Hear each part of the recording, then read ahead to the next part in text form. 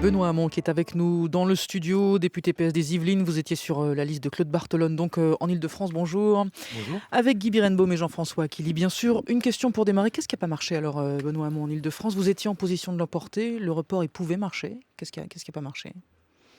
Bon, on partait pas favori quand même, il faut s'en souvenir. Si nous l'avions emporté, on aurait dit que c'était une belle victoire pour la gauche. Qu'est-ce qui n'a pas marché? On a rassemblé la gauche, et de ce point de vue-là, la campagne de Claude Barthelone a été réussie.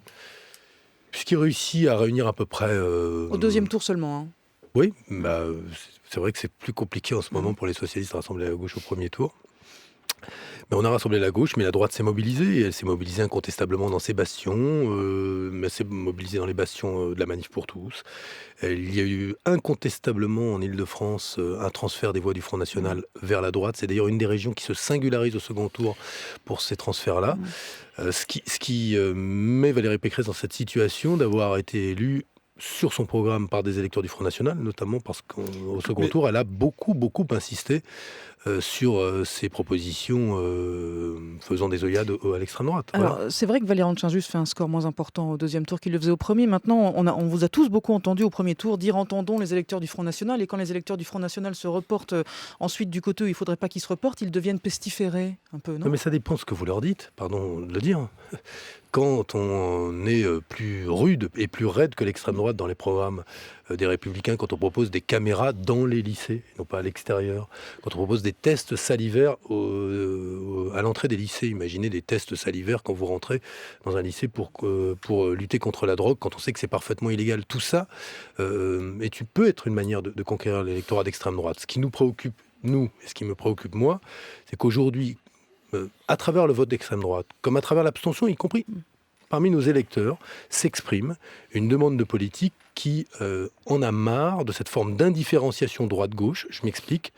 On surjoue le clivage entre la droite et la gauche à l'Assemblée nationale, sur vos radios, à la télévision. Mais dans la réalité, la nature des politiques mises en œuvre sur les questions économiques ou les questions sociales n'est pas fondamentalement différente. Et en tout cas, les électeurs ne le perçoivent pas de manière très claire et ne perçoivent pas les différences. Et je pense que cette question-là, du clivage droite-gauche, est une question désormais centrale dans le débat politique. Mais Benoît Hamon, justement, sur la fin de campagne, on a bien vu qu'il y avait une tentative de clivage de la part de Claude Barthelone, les serre-têtes, la race blanche, etc. Ça n'a pas marché du tout. Oui, mais parce que, pour faire vite, la campagne était arrivée à son terme. Je pense que ce sur quoi nous devons convaincre, c'est moins sur des évocations aujourd'hui de la République, moins des images, que sur des politiques extrêmement concrètes. Depuis quelques mois et quelques années, il y a une partie de la classe politique qui s'enorgueillit de solutions qui font mal aux Français. Il faudrait, pour être efficace, être impopulaire. Et je l'entends beaucoup, et d'ailleurs, on est assez impopulaire. A-t-on pour autant été efficace?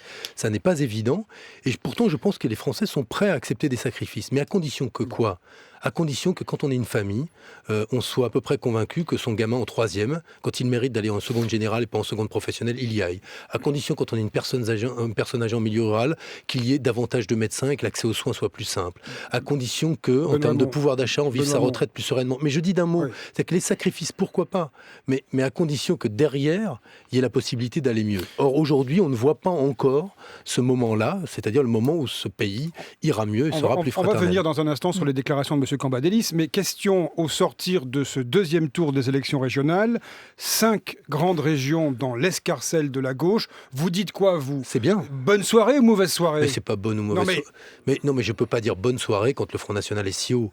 Il y a 5 régions à gauche, c'est très bien. Mais il y a un Front National exceptionnellement élevé. Il progresse en nombre de voix. Attendez, j'ai 48 ans.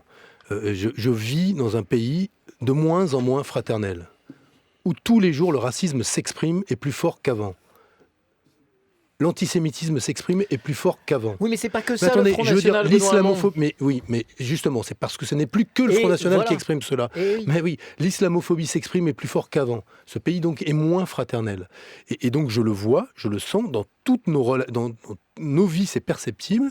Donc je vais pas je suis content qu'on ait 5 régions à gauche parce que ce sera moins de dégâts sur le plan social, à mon sens, et des politiques plus efficaces en matière de transport, de développement économique. Mais il y a le Front National et il y a quand même 7 régions qui ont basculé à Mais il n'y a droite. pas 6 800 000 racistes et antisémites. Vous voyez bien que c'est pas comme ça qu'on peut lutter. Ça marche Mais pas. j'ai jamais. Oui, mais c'est ça qu'on entend. Non, mais je vous fais un constat sur ce qu'est l'état du pays. Après, ça m'a pas échappé qu'expliquer aux électeurs du Front National, c'est pas Ça bien. marche pas. C'est pas bien, ça ne suffit pas. C'est donc sur les politiques que l'on met en œuvre qu'on y arrivera. Justement. Et donc, mais si vous me permettez, Allez-y. c'est pour ça que j'ai dit avant que le sujet, c'était pas d'évoquer la République ou d'évoquer les images, c'était de mettre en place des politiques qui soient des politiques qui, quand on parle d'égalité ou de service public, se traduisent par plus et pas moins de services publics, plus d'égalité et pas moins d'égalité. Et justement, en parlant de politique à mettre en place, quelle suite pour la gauche? On écoute ce reportage de Louise Baudet. On se retrouve dans 1 minute. Il était seul en scène au soir du premier tour. Cette fois, Jean-Christophe Cambadélis joue les seconds rôles. Manuel Valls a parlé il y a un petit quart d'heure. Le patron du PS n'entre en piste qu'après, mais son message au gouvernement ne passe pas inaperçu. Nous ne pouvons plus continuer comme cela. Il faut agir contre la précarité et pour l'activité, comme nous nous sommes attaqués à la compétitivité et à la refondation de l'école. C'est l'inflexion qui doit intervenir durant les 18 mois à venir. Est-ce le début d'un bras de fer? Mais non, chacun est dans son rôle, réplique un cadre du parti. Si c'est un bras de fer, on l'aidera, répond bravache l'eurodéputé frondeur Emmanuel Morel qui déroule son programme idéal. On peut très bien aujourd'hui relever le SMIC, augmenter les salaires des fonctionnaires, arrêter avec la fuite en avant libérale qu'on constitue par exemple la loi Macron 2, desserrer les taux pour les collectivités locales, c'est possible aussi, alors faisons-le. Continuer comme avant, ce serait du cynisme, enchaîne un autre frondeur, car nul ici ne l'ignore, le PS l'emporte dans plusieurs régions au bénéfice de triangulaire avec le FN. Il était 3e dimanche dernier et seul un électeur sur 10 l'a choisi au premier tour. Alors comment apporter la preuve que la politique ne reprend pas comme avant? Ce qu'a promis Manuel Valls lui-même. Au PS, le débat devrait animer le bureau national de ce soir. Jean-François Kelly. Benoît Hamon, Jean-Christophe Cambadélis qui met en garde le gouvernement et l'exhorte, on vient de l'entendre, à agir. Le premier secrétaire du PS qui devient le premier frondeur. Mais non, mais il faut arrêter avec cette expression frondeur. Vous avez compris la question. Mais oui, mais il tire les conséquences assez naturelles de ce scrutin et des scrutins C'est précédents. une posture. Mais c'est pas une posture. Si c'était une posture, ce serait grave. Pourquoi n'est-ce plus naturel de voter à gauche ou de voter socialiste quand on est de gauche? Pourquoi est-ce qu'il faut faire maintenant un effort de réflexion quand on est de gauche pour voter socialiste? Mais Valls a fermé la porte déjà, vous le savez. Il n'a rien hier soir. fait. D'abord, c'est pas au Premier ministre de fermer la porte, c'est au Président de la République de l'ouvrir, de la fermer ou de l'entrouvrir. Donc D'accord. c'est la porte en l'occurrence. Mais l'idée, c'est qu'après Donc, les départementales, pardonnez-moi, une défaite cuisante, la réponse était on ne change rien. Là, la défaite finalement est moins cuisante. Vous avez 5 régions, mais on entend le premier secrétaire dire il faut tout changer. Donc en gros, la ligne, c'est un peu flou tout ça. Vous pouvez le voir comme ça, moi je le vois comme une forme de lucidité. Élection après élection, les trémolos dans la voix, on constate que le Front National augmente. On a des évocations de plus en plus exaltées de la République. Et pour autant, la République, les Français la vivent-ils? Ont-ils le sentiment qu'il y a moins de discrimination? Que l'élitisme à la française qui amène à ce que ce soit toujours les mêmes qui aient les bonnes places et toujours les mêmes qui aient les mauvaises places est changé? Non. Donc, il faut infléchir les politiques mises en œuvre. Benoît Hamon, pardon de vous poser la question de manière aussi abrupte, mais 7 régions à droite, 6 800 000 électeurs du Front National, est-ce qu'il y a un désir de plus de gauche en France? On peut se poser la question, légitimement.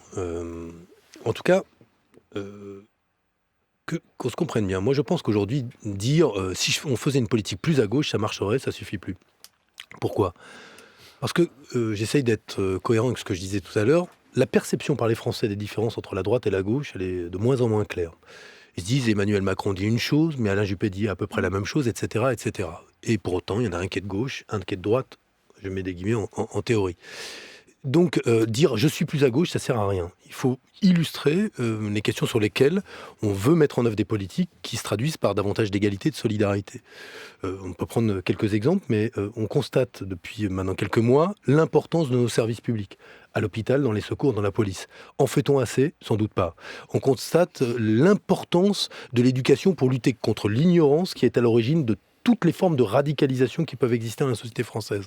En fait-on en a fait beaucoup, on continue à en faire. Est-ce suffisant? Non encore. Donc on voit bien aujourd'hui que les questions qui sont posées à la société française, elles sont assez simples. Est-ce qu'on veut se débarrasser de ce qui subsiste d'État-providence, au terme, avec cette formule, il ne faut pas plus d'État mais mieux d'État, et à la fin on constate qu'il y a moins d'État, et surtout moins de solidarité, moins d'égalité, ou est-ce qu'on réfléchit à la façon dont, dans le cadre aujourd'hui de la construction européenne, on arrive à se doter à nouveau de services publics qui soient efficaces. Et je prends cette question, j'aurais pu en prendre plusieurs autres, mais je pense que c'est sur ce terrain-là que nous sommes attendus, et pas dans des déclarations d'un tel ou d'un tel pour dire si on faisait plus à gauche ça marcherait mieux, ou plus à droite ça marcherait mieux. Sur l'électrochoc qu'attendent les Français en général, du moins le peuple français, vraisemblablement, le remaniement n'aura pas lieu, puisqu'on parlait tous d'un remaniement à la sortie des régionales. À quoi ça servirait aujourd'hui ? Mais vous parlez tous d'un remaniement à la suite de toutes les élections. Je m'excuse, mais c'est un petit peu comme ça que ça se passe. C'est parce que vous y pensez tous. Mais non, mais c'est parce que c'est normal, c'est le jeu, etc. Est-ce qu'il vous semble nécessaire aujourd'hui? En tout cas, si l'éclair qu'il faut changer de politique se posera la question de savoir si les hommes et les femmes qui mènent cette politique peuvent être les mêmes. Et ça, c'est si vous le voulez bien, sur ce point, c'est une question qui sera posée au président de la République. Alors, il y a une question qui ne va pas être posée au président de la République, puisqu'elle concerne le groupe socialiste. Claude Barthelone, qui a été battu, remet son mandat en quelque sorte de président de l'Assemblée en jeu. Est-ce que vous disiez je suis plus à gauche, ça sert à rien? Est-ce que être plus à gauche, c'est pas faire comme dans toutes les démocraties européennes, quand on perd, on s'en va? Mais bon, il a été candidat à la régionale en Île-de-France. Il dit aujourd'hui, il en tire des conséquences, il dit écoutez, je remets mon mandat de président en jeu, je pose la question aux socialistes. Est-ce que c'est son rôle de président de l'Assemblée nationale qui était en cause? À l'évidence, non. Donc moi, je suis pas pour qu'on sanctionne Claude Barthelone au perchoir. C'est en termes de renouvellement des pratiques, on perd, on reste. Mais d'accord, mais à une élection qui est une élection qui n'a rien à voir. Alors je veux bien qu'on le sanctionne à l'Assemblée nationale parce qu'il aurait perdu une élection régionale. C'est pas ça la question. Mais moi, je trouve que si, moi j'y réponds comme ça.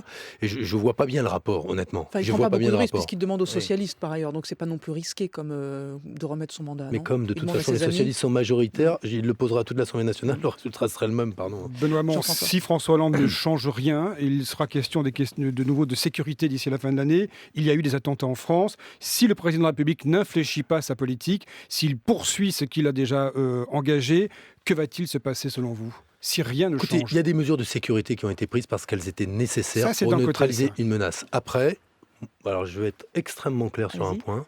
Je suis défavorable à la déchéance de nationalité pour les binationaux.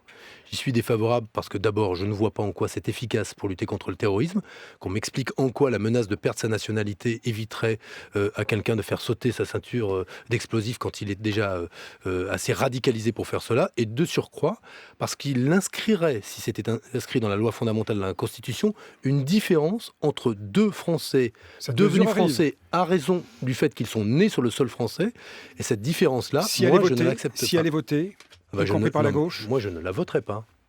Je ne voterai pas une mesure de déchéance de nationalité pour les binationaux. Juste en 8 secondes, si vous le permettez, le changement de nom du PS, est-ce que c'est totalement cosmétique, cette histoire, ou c'est vraiment dans les tuyaux? Là, vous me posez une colle, je découvre. Je ne savais pas que c'était à l'ordre du jour, mais... C'est Julien Drey hier qui dit on va tout changer, notamment le nom. Ah bah écoutez, peut-être qu'il a des informations que je n'ai pas, mais moi, ce que j'aime bien dans le socialiste, c'est qu'il y a social. Encore faut-il le faire vivre, le social.